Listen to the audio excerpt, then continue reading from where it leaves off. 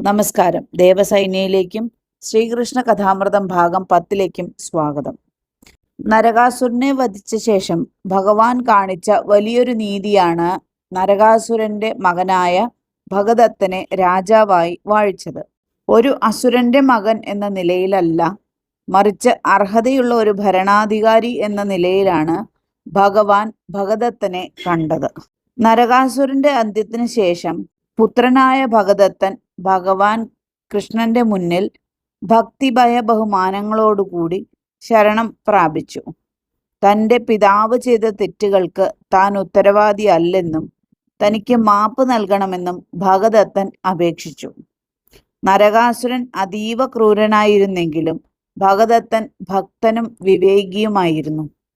ഭഗവാൻ ഭഗദത്തനെ പ്രാഗ്ജ്യോതിഷപുരത്തിൻ്റെ അടുത്ത രാജാവായി വാഴിക്കുകയും ചെയ്തു.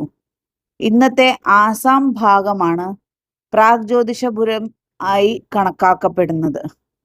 ശത്രുവിനെ നശിപ്പിക്കുക എന്നതിലുപരി അധർമ്മം തുടച്ചു നീക്കി അവിടെ ധർമ്മം സ്ഥാപിക്കുക എന്നതായിരുന്നു ഭഗവാന്റെ ലക്ഷ്യം. ഭഗദത്തനെ തൻ്റെ സംരക്ഷണയിലുള്ള ഒരു രാജാവായി ഭഗവാൻ അംഗീകരിച്ചു. തൻ്റെ പിതാവിൻ്റെ പക്കലുണ്ടായിരുന്നതും സാക്ഷാൽ വിഷ്ണു ഭഗവാൻ ഭൂമിദേവിക്ക് നൽകിയതുമായ വൈഷ്ണവാസ്ത്രം ഭഗദത്തന് ലഭിച്ചു. കൃഷ്ണൻ അത് ഭഗദത്തന് ഉപയോഗിക്കാൻ അനുവാദം നൽകുകയും ചെയ്തു. ലോകത്തിലെ ഏറ്റവും ശക്തമായ അസ്ത്രങ്ങളിൽ ഒന്നായിരുന്നു ഇത്. ഭഗദത്തനെ കുറിച്ചുള്ള കഥ ഇവിടെ അവസാനിക്കുന്നില്ല. വർഷങ്ങൾക്ക് ശേഷം നടന്ന കുരുക്ഷേത്ര യുദ്ധത്തിൽ ഭഗദത്തൻ കൗരവപക്ഷത്താണ് നിലയുറപ്പിച്ചത്. ഇതിന് കാരണം ഭഗദത്തൻ പാണ്ഡുവിന്റെ സുഹൃത്തായിരുന്നെങ്കിലും സാഹചര്യങ്ങൾ കൊണ്ട് ഭഗദത്തന് ദുര്യോധനനെ സഹായിക്കേണ്ടി വന്നു എന്നാണ് പറയപ്പെടുന്നത്. ഭഗദത്തൻ തൻ്റെ പ്രസിദ്ധമായ സുപ്രതീകം എന്ന ആനപ്പുറത്തിരുന്നാണ് യുദ്ധം ചെയ്തത്. അർജുനനുമായി നടന്ന കഠിന പോരാട്ടത്തിൽ ഭഗദത്തൻ അർജുനന് നേരെ വൈഷ്ണവാസ്ത്രം പ്രയോഗിച്ചു. അർജുനനെ രക്ഷിക്കാനായി ഭഗവാൻ ആ അസ്ത്രം തൻ്റെ നെഞ്ചിൽ ഏറ്റുവാങ്ങി. ഭഗവാന്റെ നെഞ്ചിൽ തട്ടിയ ഉടൻ ആ ദിവ്യാസ്ത്രം ഒരു വൈജയന്തിമാലയായി മാറി.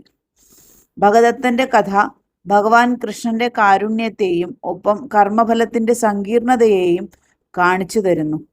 നേരത്തെ പറഞ്ഞതുപോലെ ഭഗദത്തൻ കുരുക്ഷേത്ര യുദ്ധത്തിനെത്തിയത് സുപ്രതീകം എന്ന തൻ്റെ ആനപ്പുറത്തായിരുന്നു. ഈ ആന ലോകത്തിലെ തന്നെ ഏറ്റവും ശക്തനായ ആനകളിൽ ഒന്നായാണ് കരുതപ്പെടുന്നത്. പാണ്ഡവ സൈന്യത്തെ മുഴുവൻ ഭയപ്പെടുത്തിക്കൊണ്ടാണ് ഭഗദത്തൻ മുന്നേറിയത്. അർജുനൻ തൻ്റെ ഗാണ്ഡീവവുമായി ഭഗദത്തനെ തടയാനെത്തിയതോടുകൂടി പോരാട്ടം അതിരൂക്ഷമായി. ഭഗദത്തന്റെ യുദ്ധമുറകൾ വളരെ ശക്തമായിരുന്നു. അർജുനന്റെ അസ്ത്രങ്ങൾക്ക് ഭഗദത്തനെ തളർത്താൻ കഴിഞ്ഞില്ല. തൻ്റെ ആനയെ ഉപയോഗിച്ച് ഭഗദത്തൻ അർജുനനെ വട്ടം ചുറ്റിച്ചു. ഒരു ഘട്ടത്തിൽ ഭഗദത്തൻ അർജുനന് നേരെ അതീവ ശക്തിയുള്ള വൈഷ്ണവാസ്ത്രം പ്രയോഗിച്ചു. മുമ്പ് പറഞ്ഞതുപോലെ തന്നെ വിഷ്ണു ഭഗവാൻ ഭൂമിദേവിക്ക് നൽകിയതാണ് ഈ അസ്ത്രം. ലോകത്ത് മറ്റൊന്നിനും ഈ അസ്ത്രത്തെ തടയാൻ കഴിയില്ല. അത് പ്രയോഗിച്ചാൽ ലക്ഷ്യം കാണാതെ മടങ്ങില്ല. അർജുനൻ ഈ അസ്ത്രത്തെ തടയാൻ ഒരു വഴിയുമില്ലാതെ നിസ്സഹായനായി നിന്നു. അസ്ത്രം അർജുനന് നേരെ കുതിച്ചു വരുന്നത് കണ്ടപ്പോൾ രഥം തെളിച്ചിരുന്ന ഭഗവാൻ പെട്ടെന്ന് എഴുന്നേറ്റ് നിന്നു. അദ്ദേഹം അർജുനനെ പിന്നിലേക്ക് മാറ്റി നിർത്തി ആ അസ്ത്രം സ്വന്തം നെഞ്ചിൽ ഏറ്റുവാങ്ങി. വിഷ്ണുവിൽ നിന്ന് വന്ന അസ്ത്രം വിഷ്ണുവിൻ്റെ തന്നെ അവതാരമായ ഭഗവാൻ കൃഷ്ണന്റെ നെഞ്ചിൽ തട്ടിയപ്പോൾ അത് ഒരു വൈജയന്തി മാലയായി മാറി.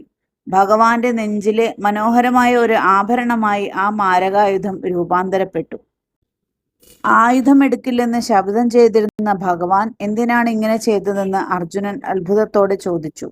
അപ്പോൾ ഭഗവാൻ പറഞ്ഞു, അർജുന, ഈ അസ്ത്രം എൻ്റെ തന്നെ ശക്തിയാണ്. അത് നിന്റെ മേൽ പതിച്ചിരുന്നെങ്കിൽ നിനക്കത് സഹിക്കാൻ കഴിയില്ലായിരുന്നു.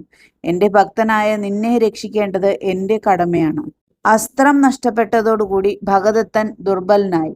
വൈഷ്ണവാസ്ത്രം മാലയായി മാറിയതോടുകൂടി ഭഗദത്തന്റെ ദൈവികമായ സംരക്ഷണം ഇല്ലാതെയായി. തുടർന്ന് അർജുനൻ തൊടുത്ത അസ്ത്രം ഭഗദത്തന്റെ നെറ്റിയിൽ പതിക്കുകയും അദ്ദേഹം വീരമൃത്യു വരിക്കുകയും ചെയ്തു.